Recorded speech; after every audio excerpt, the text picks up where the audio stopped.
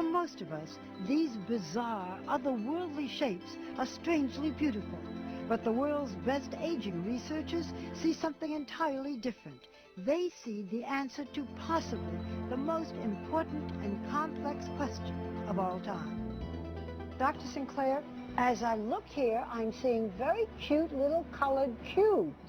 Well, these little cubes are actually the protein in our bodies that we believe controls the aging process. If he is right, Dr. David Sinclair has found one of the genetic keys that will reset our biological clocks. I think we've passed a turning point in our understanding of the aging process. How did he discover these proteins? This looks like a barcode, but it's really a map of our genome, the blueprint for human life stored in every cell in our bodies.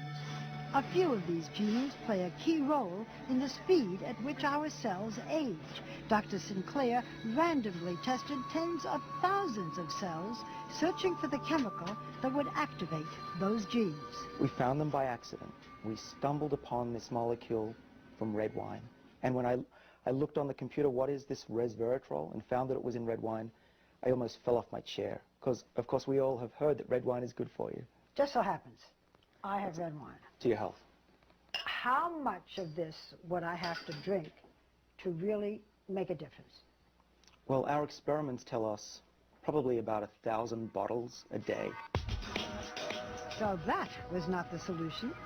Dr. Sinclair then went back to the lab and found a way to make resveratrol 1,000 times more potent.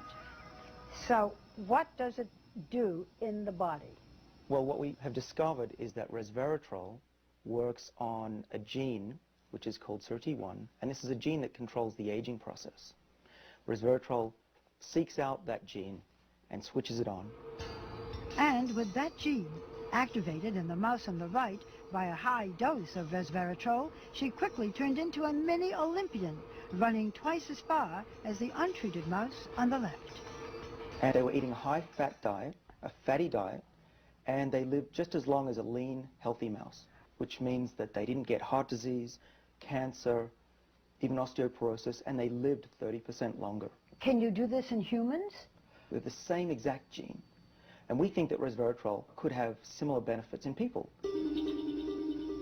Realizing the blockbuster potential for his new pill, Sinclair teamed up with biotech entrepreneur Chris Westphal, together raising more than $100 million for further research. And we think that we can increase healthy lifespan. So if you're in your 80s, you'll be behaving as if you were in your 50s. In the first human trial, a form of resveratrol successfully treated type 2 diabetes, one of the major diseases of aging. If everything goes very well, we will seek regulatory approval from the FDA in the next 5 years. I think a lot of people will say you're raising expectations. This can't possibly happen. My answer to that is, I agree, but it's true.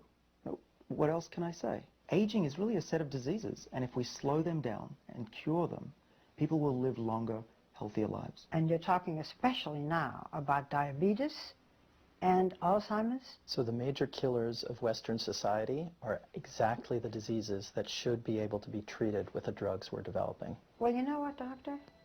Cheers. The future.